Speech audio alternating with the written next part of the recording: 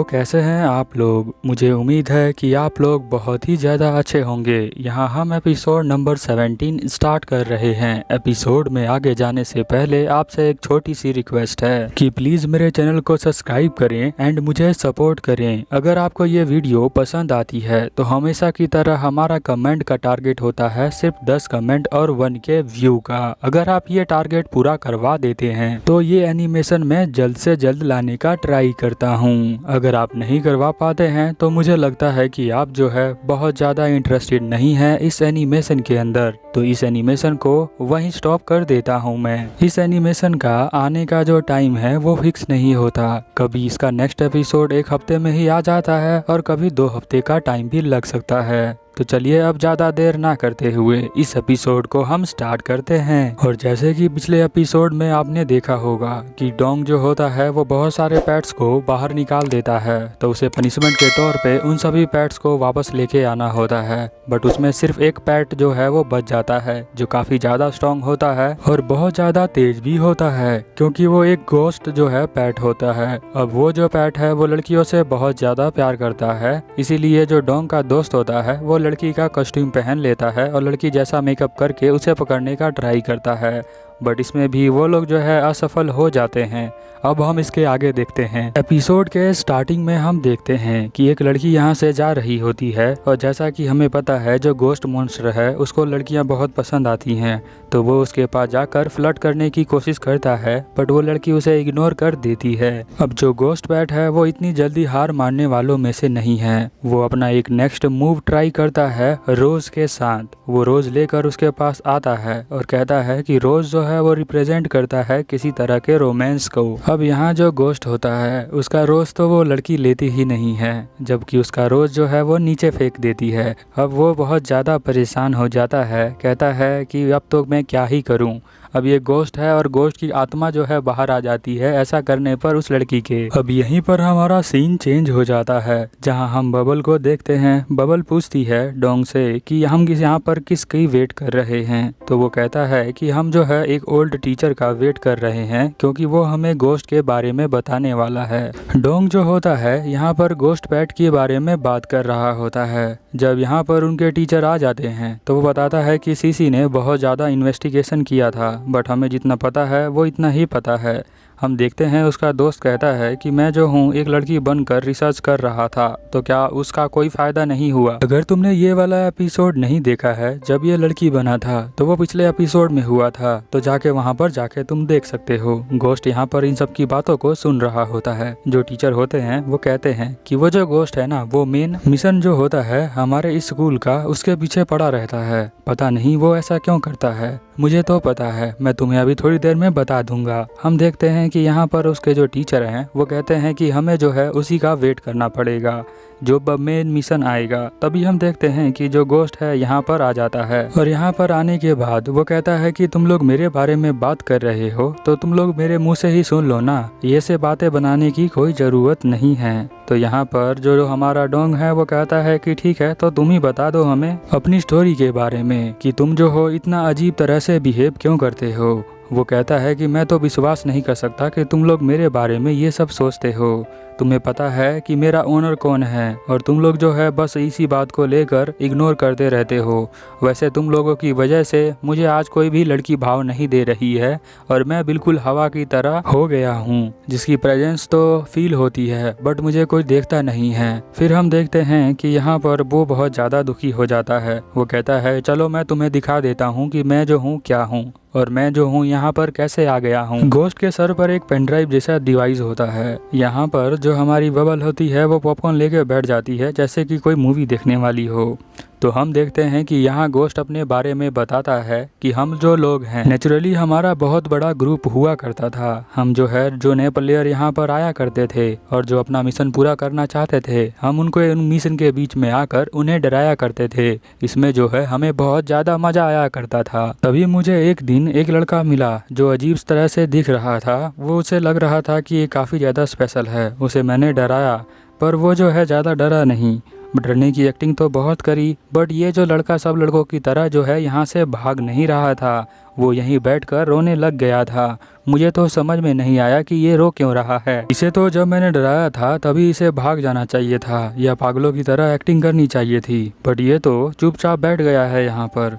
फिर हम देखते हैं कि वो कहता है कि मैं ठीक हूँ, तुमने मेरी चिंता करी उसके लिए धन्यवाद, मैं बहुत ज़्यादा दुखी हूँ। यहाँ पर जो गोश्त होता है बीच में ही उसे रोक लेता है। वो कहता है कि तुम मुझसे माफ़ी क्यों मांग रहे हो, तो तुम्हारा जो क्वेस्ट है तुम उसे पूरा करने आए हो ना यहाँ पर, तो तुम जो हो जाके उसे पूरा कर लो। तो वो कहता है कि हाँ, मैं यहाँ पर एक स्क्रॉल को ढूंढ रहा हूँ, यही मेरा मिशन है, और उस स्क्रॉल को ढूंढने के बाद मैं जो हूँ अपने 4th जॉब चेंज को पा लूँगा। फिर हम देखते हैं कि गोश्त यहाँ कहता है कि तुमने अब तक सिर्फ 3 जॉब को किया है, ये तुम्हारा 4th जॉब है। तो यहाँ पर जो लड़का होता है वो कहता है कि हाँ, ये मेरा 4th जॉब चेंज होने वाला है, क्योंकि मैं जो हूँ एक पेट को ढूंढ रहा हूँ और मेरे पास पहले कोई पेट था नहीं।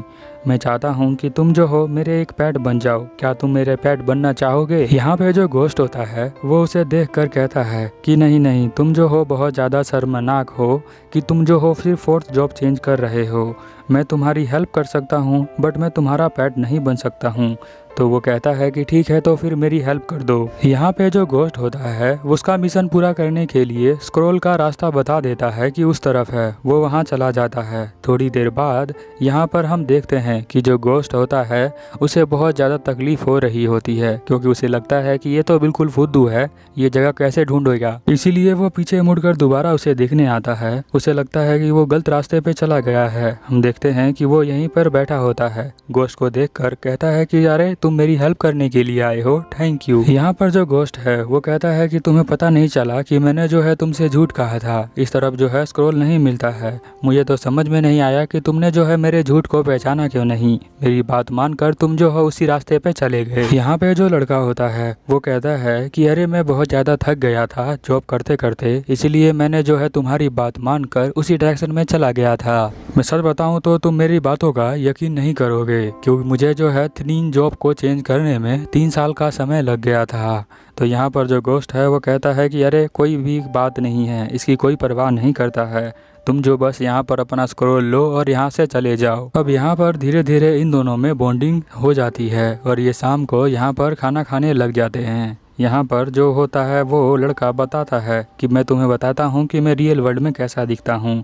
रियल वर्ल्ड में वो मेडिकल में बैठा होता है, बहुत ज़्यादा बीमार होता है। ये लड़का इतना ज़्यादा बीमार होता है कि ये ना तो अपने पैरों को हिला सकता है ना अपने हाथों को हिला सकता है, सिर्फ ये जो है अपने दिमाग से काम कर सकता है, और उसी की वजह से वो ये गेम खेल पा रहा है और इस वर्ल्ड में आकर वो सब कुछ करना चाहता है जो वो रियल वर्ल्ड में नहीं कर सकता। वो यहाँ पर गोश्त को कहता है कि मैं यहाँ पर आकर मैं देखो कितना आसानी से घूम सकता हूँ और मुझे डर भी नहीं लगता, इसीलिए शायद तुमने जब मुझे डराया तो मुझे ज़्यादा डर नहीं लगा, क्योंकि मुझे पता है मेरे पास ज़्यादा टाइम बचा नहीं है, क्योंकि मैं जो हूँ बचपन से ही हॉस्पिटल में ही बिताया हूँ और मुझे जो है ज़्यादा टाइम इसीलिए नहीं बचा है। तो यहाँ पर वो जो गोश्त होता है उसे समझ में नहीं आता कि ये रियल वर्ल्ड का कंसेप्ट है क्या, और ज़्यादा टाइम नहीं बचा है इसका मतलब क्या होता है, उसे कुछ समझ में नहीं आता। यहाँ पर वो लड़का रोने लग जाता है। वो कहता है कि मैंने जो है अभी बहुत सारे चीज़ों को नहीं देखा है इस गेम के अंदर भी, अगर मैं इस दुनिया को छोड़कर चला गया तो इस गेम में कभी वापस नहीं आ सकता हूँ। यहाँ जो गोश्त होता है वो उसे रोता हुआ देखकर उसे हंसाने की कोशिश करता है। वो कहता है ऐसी कोई काम नहीं है जो तुम नहीं कर सकते हो इस वर्ल्ड में, मैं तुम्हारे साथ मिलकर यहाँ पर जितने भी जगह है उन सभी जगहों को तुम्हारे साथ मिलकर दिखाऊंगा, ये बिल्कुल भी इम्पॉसिबल नहीं है, सब कुछ पॉसिबल है। गोश्त कहता है कि चलो फिर हम लोग जो है इस वर्ल्ड को एक्सप्लोर करते हैं और ज़्यादा। हम देखते हैं कि वो लोग बोट पे बैठ जाते हैं और यहाँ से जाने लग जाते हैं। वो जो है बहुत ज़्यादा खुश होता है अपने एक नए दोस्त को पाकर। हम देखते हैं कि वो लोग जो है यहाँ पर आइसलैंड के ऊपर चले जाते हैं। यहाँ जो है वो बहुत ज़्यादा घूमते हैं और बहुत ज़्यादा एंजॉय भी करते हैं। यहाँ पर वो लोग जो है बहुत ज़्यादा खाना भी खाते हैं बहुत सारे मिशन को पूरा करने के बाद। फिर हम देखते हैं कि यहाँ पर बहुत सारे लोग जो है बैठे होते हैं कुछ देखने के लिए, और हम देखते हैं कि यहाँ पर वही लड़का जो है बहुत ही आराम से चलता हुआ आता है। गोश्त कहता है कि तुम इतने ज़्यादा देर तक ऑफलाइन क्यों थे, तुम ऑनलाइन क्यों नहीं थे, तुम्हें पता है यहाँ पर एक स्टार स्टार जाने वाला है और जिसे देखकर तुम्हें बहुत ज़्यादा मज़ा आने वाला है, क्योंकि ये कई सालों में सिर्फ एक बार ही होता है। हम देखते हैं कि वो स्टार चला जाता है, वो लड़का उसे देख रहा होता है, फिर उसे जो है रोना आ जाता है, वो नीचे होकर रोने लग जाता है। फिर सीन चेंज होता है, हम देखते हैं कि डॉक्टर बताते हैं उसके मॉम और डैड से कि वो जो है सिर्फ 2 महीने के लिए ही रह सकता है, क्योंकि उसके जो लंग्स हैं वो ख़राब हो जाते हैं। यहाँ पर उसके मॉम डैड उसके पास आते हैं और कहते हैं कि हम जो है तुम्हें सब कुछ बता देते हैं तुम्हारे बॉडी के बारे में, हम कुछ भी छुपाना नहीं चाहते हैं। उसके जो मॉम और डैड होते हैं वो सभी कुछ बता देते हैं उसे। फिर यहाँ पर जो ये लड़का होता है वो कहता है कि आपने जो है मुझे इस वर्ल्ड में लेकर आए हैं उसके लिए थैंक यू। बस मुझे जो है आप लोगों से एक ही रिक्वेस्ट है कि आप लोग कभी मुझे भूलना मत। कभी ना भूलने वाली जो बात होती है वो यहाँ अपने फ्रेंड गोस्ट से भी बताता है और वो बहुत तेज रोने लग जाता है। वो कहता है एटलीस्ट मैं कम से कम 50 साल तो जीना ही चाहता था इस वर्ल्ड के अंदर। तो यहाँ पर जो वो हमारा गोस्ट होता है बहुत ज़्यादा इमोशनल हो जाता है। वो कहता है कि हम जो है सबसे बढ़िया वाले जो मिशन है उसको पूरा करेंगे और मैं तुम्हारी उसमें हेल्प करूँगा। जो स्कूल का मेन मिशन होता है उसे पूरा करने के लिए यहाँ पर वो जो है एक चाबी को लेने आता है, क्योंकि कई लड़के जो होते हैं उसे पहले ही पूरा कर चुके हैं, बट उसका लास्ट स्टेप जो होता है उस की को लेकर जाना होता है और कुछ खोलना होता है। इसीलिए यहाँ गोस्ट आता है और उस चाबी को लेकर भागना स्टार्ट कर देता है। तभी उसके रास्ते में एक लड़की आ जाती है। वो कहता है कि मुझे अभी कोई भी रोक नहीं सकता, क्योंकि मैं अपने दोस्त के लिए ये काम करूँगा। बट हम देखते हैं कि वो लड़की जो है उसे बांध लेती है और उसे रोक लेती है। यहाँ पे जो स्कूल के टीचर हैं वो आते हैं, उन्हें पता होता है कि ये गोस्ट ऐसा क्यों कर रहा है। वो जो है उस लड़की को कहते हैं कि तुम जो हो इसे चाबी दे दो, बट वो लड़की मानती नहीं है, क्योंकि वो कहती है कि ये मिशन मैंने पूरा किया है तो कंप्लीट भी मैं ही से करूँगी। फिर वो जो लड़का होता है उस गोस्ट को अपने पास बुलाता है। वो कहता है कि आखिरी के कुछ घंटे बचे हैं तो मैं तुम्हारे साथ जीना चाहता हूँ। ये देखकर डोंग का दोस्त भी रोने लग जाता है और साथ में जो बबल होती है इस कहानी को सुनकर वो भी रोने लग जाती है। यहाँ पर वो डोंग से कहती है अगर मैं चली जाऊंगी तो तुम क्या करोगे। तो डोंग कहता है अरे ऐसी बात मत बोलो, तुमने कहा था कि हम दोनों मिलकर साथ में जो मिल्क टी वाली शॉप है उसे चलाएंगे, तो तुम क्या चलाते हुए नहीं देखना चाहती हो मुझे और अपने आप को। अब स्टोरी जो होती है वो आगे की तरफ बढ़ती है। हम देखते हैं कि एक डॉक्टर जो है यहाँ पर आ जाता है उस लड़के को देखकर। वो जो है यहाँ पर एक एक्सपेरिमेंट करके एक ड्रिंक बनाता है। वो चाहता है कि जो रियल लाइफ में प्लेयर मर जाते हैं वो इस इधर गेम के अंदर ना मरें, इसलिए वो उसे दवाई दे देता है पिलाने के लिए। वो दवाई को तो पी लेता है बट उसका असर जो है बिल्कुल भी नहीं होता है। डॉक्टर जो होता है वो यहाँ पर गोस्ट से कहता है कि तुम्हें पता है कि मैंने जो है यहाँ पर 3 तरह के क्रिएचर बनाए हैं इस गेम के अंदर। तो पहले जो क्रिएचर को बोलते हैं अवेकंड, यानी कि वो जो है बहुत ज़्यादा ही इंटेलिजेंट होते हैं और वो अपने आप से जान जाते हैं इस पूरे गेम के बारे में। दूसरे प्लेयर जो होते हैं वो प्लेयर होते हैं जो खेलते नहीं हैं, बस यहीं पर होते हैं, यानी एनपीसी प्लेयर की बात कर रहा है। एनपीसी प्लेयर को तुम इस तरह से भी देख सकते हो, ऐसा प्लेयर जो खुद कंप्यूटर ने खुद बनाया हो, सॉफ्टवेयर ने खुद उसे क्रिएट किया हो। जैसे पबजी में कई बच्चे बोलते हैं बोट के बारे में, यानी बोट प्लेयर है वो। यही प्लेयर जो होते हैं एनपीसी प्लेयर कहलाते हैं। और यहाँ पे जो कैटेगरी आती है एक आउटसाइडर की कैटेगरी भी होती है। यहाँ पे डॉक्टर जो कहता है अब जो ये लड़का है इसको हमने 4th कैटेगरी में डाला है जो कि स्टोवे है। इसमें जो प्लेयर होते हैं वो रियल वर्ल्ड में मर जाते हैं बट इस वर्ल्ड में रहना चाहते हैं और जीना चाहते हैं। अब इस तरह की कैटेगरी वाले प्लेयर को हम लोग जो है संभाल के रख रहे हैं।